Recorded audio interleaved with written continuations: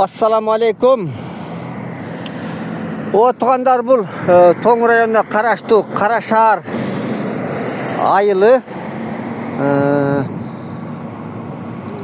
Бұл жер Айыл Чарба министрлігінде толық қарай тұрғаны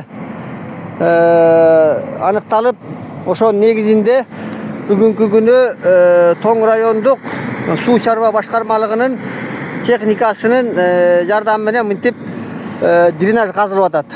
Bu дренаж қазылған негізі мақсаты ушул айыл етегінде 58 огород деп жүрөт биздин каттын жобунда.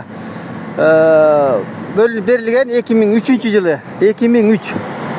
Ошондон бери бу жерге там сала албай келишкен. Эмнеге? Мына ушундай бир суу чыгат деген негиз менен.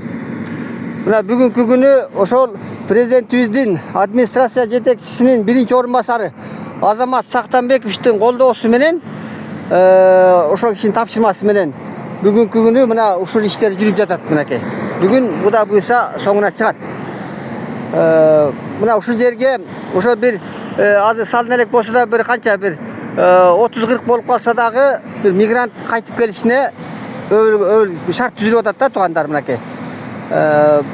Абдан жакшы иш болду.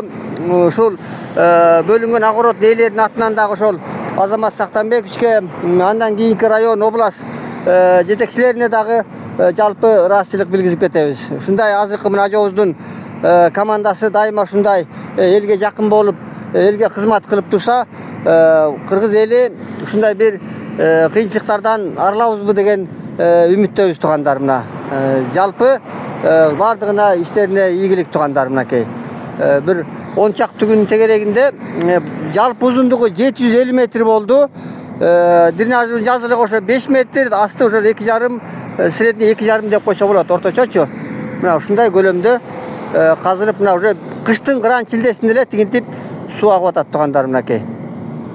Тоң району Карашар айылы Башкы элдик көзөмөл коомдук уюмунун Үскөл областынын координатору, андан тышкары Булакол айыл кеңешинин депутаты Орозкожоев Жыргалбек.